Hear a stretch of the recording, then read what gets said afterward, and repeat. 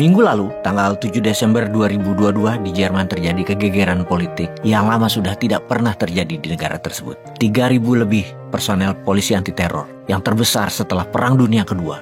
Pasukan anti teror tersebut menggeledah 11 negara bagian di 130 rumah dan tempat yang diduga ada keberadaan kelompok yang akan mengkudeta di Jerman dan menangkap 25 orang yang diduga pelaku kudeta pada pemerintahan demokrasi Jerman. Mereka adalah kelompok kanan luar yang terdiri dari mantan perwira militer, juga beberapa anggota militer aktif. Rencana kudeta kelompok aliran kanan luar partai AfD juga mendukung yang digagalkan tersebut dengan sebuah operasi besar-besaran oleh polisi dan tentara Jerman, juga sampai ke wilayah Italia dan Austria untuk menangkap para tersangka. Sponsor dari gerakan ini adalah seorang pengusaha dari Frankfurt dengan kode panggilan pangeran atau prince. Salah satu pendukungnya adalah partai AfD. Partai AfD yang artinya Partai Alternatif untuk Jerman atau Alternative für Deutschland adalah partai politik Jerman yang berideologi populisme sayap kanan. Partai ini didirikan pada bulan April 2013.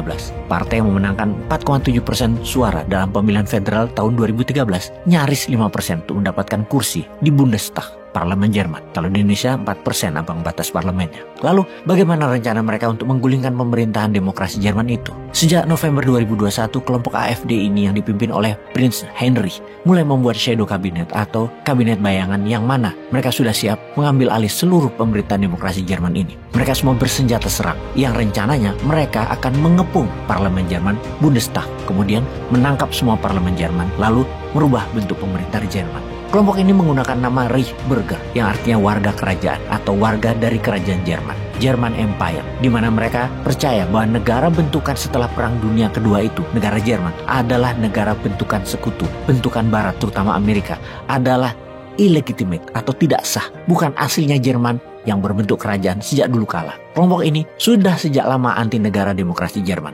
Mereka tidak membayar pajak, melawan di banyak hal yang mereka anggap kebijakan negara Jerman adalah pro-Amerika, tidak menguntungkan rakyat Jerman. Kelompok Reichsbürger ini kira-kira berjumlah 25-50 ribuan orang Jerman yang percaya akan kerajaan dan anti negara bentukan Amerika dan sekutu para negara pemenang Perang Dunia Kedua tersebut. Kelompok ini sangat bisa dimengerti, di mana menganggap pemerintah Jerman sangat diikat oleh tekanan hegemoni Amerika, di mana mereka menjadi tidak berdaulat. Bahkan pangkalan militer Amerika dan NATO di Jerman adalah terbanyak pangkalan militernya. Ada 13 titik pangkalan militer Amerika dan NATO di Jerman. Kedua terbanyak adalah Italia, ada 6. Yang lainnya pangkalan NATO dan pangkalan Amerika ya hanya 1. Kegeraman warga Reichsbürger ini, kalau kita misalkan Indonesia, adalah betapa pemerintah Indonesia misalnya ya, sudah 7 presiden, ternyata difahami atau disepakati tidak membuat rakyat sejahtera dan malahan menjual kekayaan alam Nusantara, sehingga para sultan Nusantara rapat lalu meminta presiden melakukan dekret presiden, membubarkan DPR dan merubah konstitusi Undang-Undang 45 menjadi bagian dari kerajaan Nusantara. Atau kalau dirincikan, karena merasa tidak amanah pejabat sekarang, maka daripada berulang lagi jalannya pemerintahan yang amburadul, yang katanya tahun 2024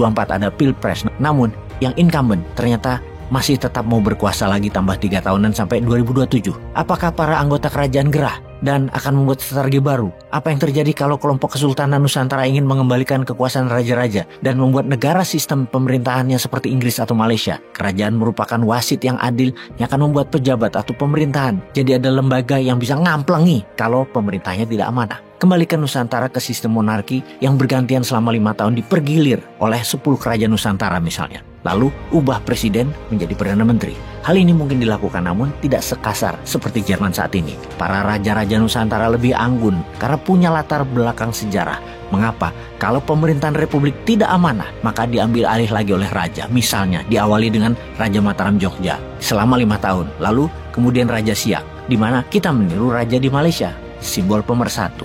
Indonesia punya alasan sejarahnya untuk hal ini bisa dilakukan. Kita menengok sejarah sebentar, kembali ke zaman kemerdekaan Indonesia yang baru lahir. Rekam jejak Sultan Hamengkubuwono ke-9 atau HB9 sebagai seorang pemimpin sekaligus Raja Keraton Jogja menjadi suri tauladan yang tak lekang oleh zaman. Ini ceritanya. Kita semua tahu ketika awal Indonesia baru menyatakan kemerdekaannya, Pak Karno bertanya pada Hamengkubuwono ke-9 dengan pertanyaan, Jogja bagaimana sih Nuwun? Maka pilihan waktu itu ada 2. HB9 jadi Raja Indonesia, Soekarno jadi Perdana Menteri, seperti Inggris. Namun Hamengkubuwono IX mengatakan Jogja ikut NKRI alias Jogja hanya bagian dari Provinsi Indonesia. Di awal berdirinya negara Indonesia, April 1946, Jogja adalah ibu kota Indonesia. Hingga tahun 1949, Hamengkubuwono kemudian mengusulkan kembalinya ibu kota ke Jakarta. Pak Karno pun berkata, Jakarta dan Indonesia tidak punya uang untuk mengelola jalannya pemerintahan. Maka 6.500.000 gulden Belanda diserahkan Yogyakarta kepada Soekarno di hadapan para menteri kabinet Soekarno waktu itu. Dan ketika peristiwa itu terjadi, semua orang yang hadir menitikkan air mata kagum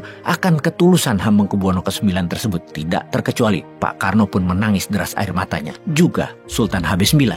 Sungguh, HB9 adalah sosok yang all out dalam memperjuangkan dan mempertahankan kemerdekaan Republik ini. Coba Anda bayangkan betapa kerennya bernegara waktu itu. Seorang Raja Jawa yang berwibawa bersatu dengan para pejabat negara juga bersama rakyat bersatu tanpa pamrih memperjuangkan dan mempertahankan kemerdekaan. 6,5 juta gulden tersebut kalau dikurskan pada saat ini kurang lebih nilainya adalah 1 triliun rupiah. Dan 1 triliun masa itu adalah nilai yang sangat besar. Kemudian satu lagi pejuang kemerdekaan yang membantu ekonomi negara NKRI yang baru lahir yaitu Sultan Syarif Qasim II menyerahkan 13 juta gulden atau setara 2 triliun rupiah masa itu. Juga ikhlas membantu keuangan negara yang membuat Indonesia menjadi besar seperti saat ini. Bisa dibayangkan apakah para raja tersebut geram kalau melihat apa yang telah dilakukan selama beberapa pemerintahan selama ini yang belum membuat negara Indonesia makmur. Bayangkan kalau mereka meminta kembali uang mereka yang kalau uang itu sekarang dihitung nilainya adalah 3.000 triliun.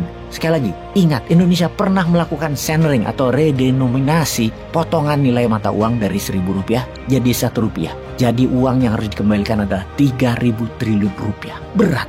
Jadi apa yang harus dilakukan? Sing sabar ya para pemilik bangsa ini, sing sabar ya para keturunan pejuang, sing sabar ya para pejuang melihat tingkah pola pejabat yang banyak berhutang, sumber daya alam habis, pengelolaan asing dipermudah dan diberi karpet merah, sementara putra bangsa dipersulit dengan tekanan pajak yang besar. Sing sabar, jangan tiru Jerman pakai kudeta konstitusi, jangan kita yang melakukan, biarkan yang menjabat saja yang melakukan kudeta konstitusi dengan perpanjangan jabatan. Kita nggak usah, kita doakan saja. Pasti ada cara Satrio Piningit naik menjabat dengan cara yang indah. Dan bukan yang ada di etalase ini ya orangnya, yang di belakangnya bohir-bohir mata duitan, pengeruk harta rakyat, bukan. Aminin aja ya, amin, kita menang.